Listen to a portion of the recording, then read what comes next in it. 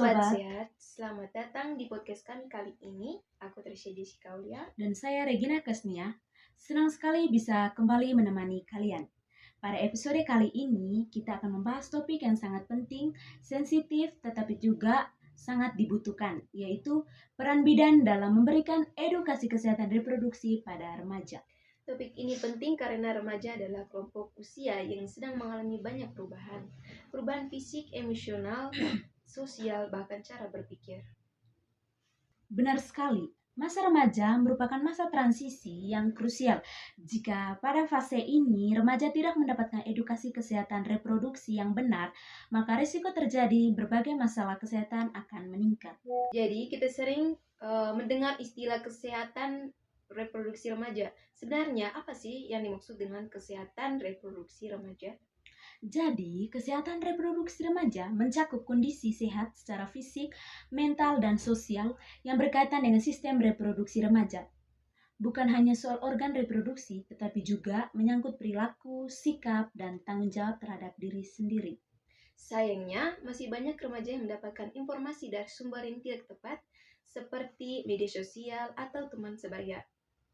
Ya, informasi yang salah bisa menyebabkan remaja memiliki persepsi keliru tentang seksualitas, menstruasi, pubertas, bahkan hubungan interpersonal. Inilah yang menyebabkan meningkatnya kasus kehamilan remaja, pernikahan dini, infeksi menular seksual, dan juga masalah psikologis. Disinilah bidan berperan sebagai pendidik profesional. Bidan memiliki kompetensi dan pendekatan yang sesuai untuk memberikan edukasi kesehatan reproduksi yang aman dan ilmiah.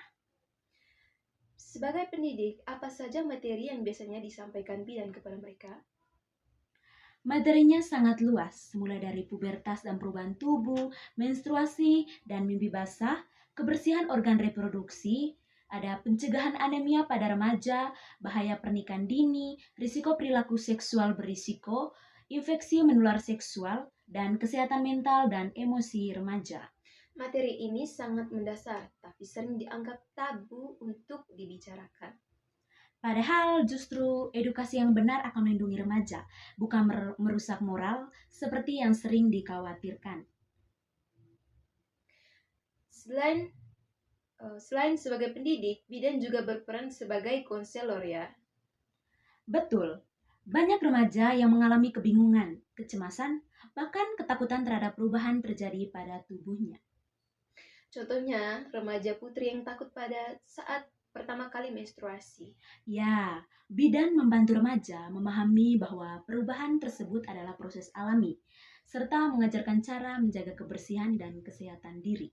Pendekatan bidan yang ramah, tidak menghakimi, sangat membantu remaja untuk terbuka. Benar, bidan menjadi figur yang aman dan dipercaya oleh remaja. Salah satu topik sensitif adalah edukasi tentang perilaku seksual. Bagaimana peran bidan dalam hal itu? Yang pertama, bidan memberikan edukasi tentang konsekuensi dari perilaku seksual berisiko, seperti kehamilan tidak diinginkan dan penyakit menular seksual dengan bahasa yang sesuai usia dan budaya. Jadi, bukan mengajarkan untuk melakukan, tetapi memberikan pemahaman dan pencegahan. Tepat sekali. Edukasi ini bertujuan agar remaja mampu membuat keputusan yang bertanggung jawab terhadap tubuh dan masa depannya.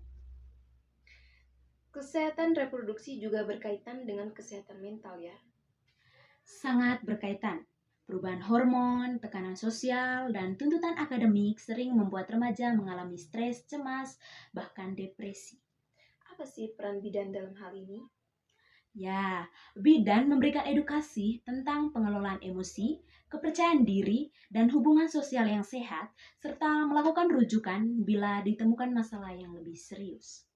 Bagaimana strategi bidan dalam memberikan edukasi kesehatan reproduksi yang dimana dapat diterima dengan baik oleh remaja?